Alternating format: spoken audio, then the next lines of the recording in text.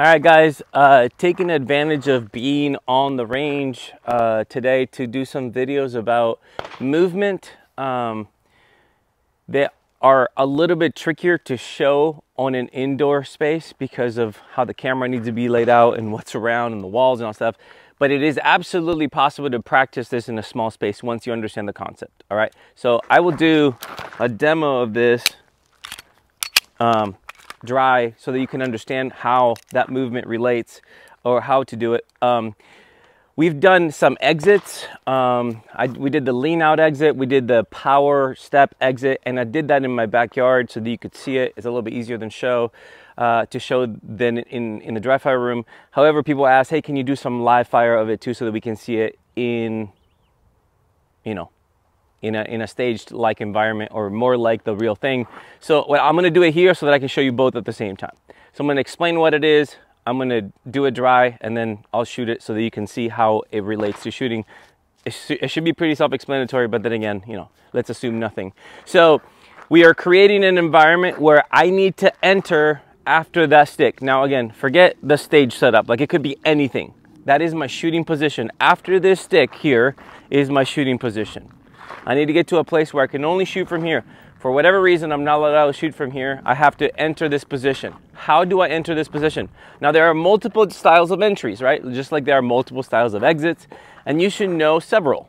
Movement is movement. If you know your body mechanics and you can move well, you're going to be able to shoot sooner than the next person because you're entering with more stability. You're entering with your gun up. Your body is absorbing a lot of that shake of the gun or whatever. So entering styles are important, just like exiting styles are important. This is a three-step entry. I call it the lead foot entry. JJ Racaza calls this three-step entry. Tons of people call it whatever they want to call it. At the end of the day, you're entering the position with your lead foot. So if I'm going left to right, I'm entering with my right foot. If I'm going right to left, I'm entering with my left foot.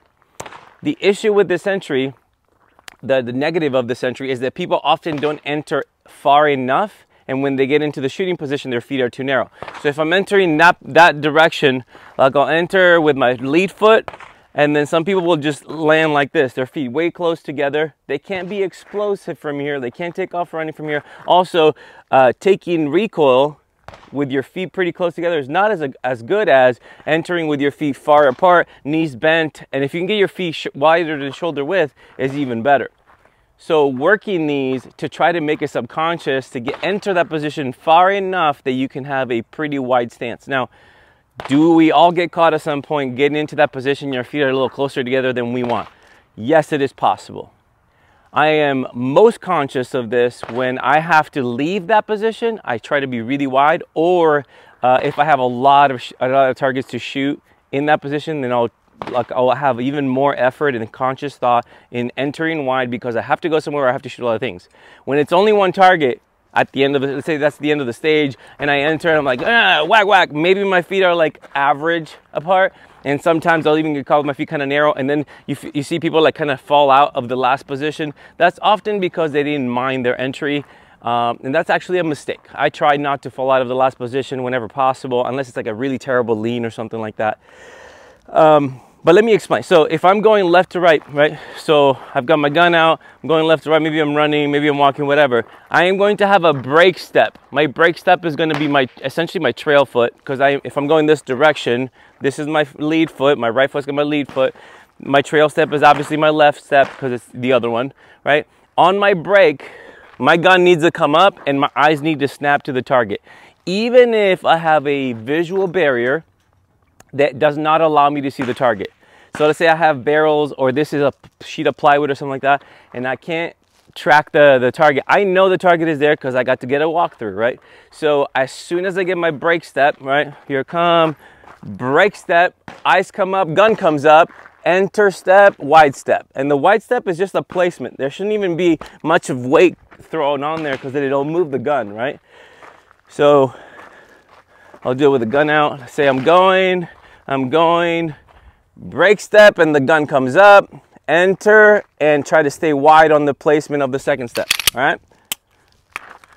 Everybody understanding that? Hopefully that makes sense.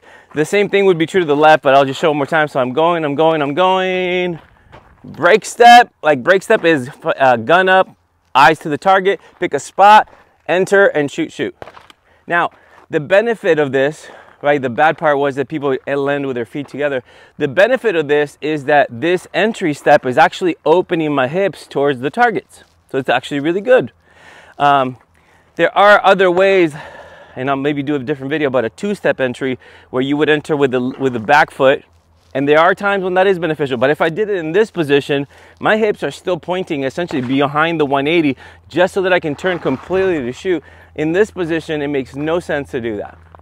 Or I shouldn't say that. It makes less sense to do that. If you end up doing it that way, probably a little bit of poor planning or poor spotting on the ground, but it is possible.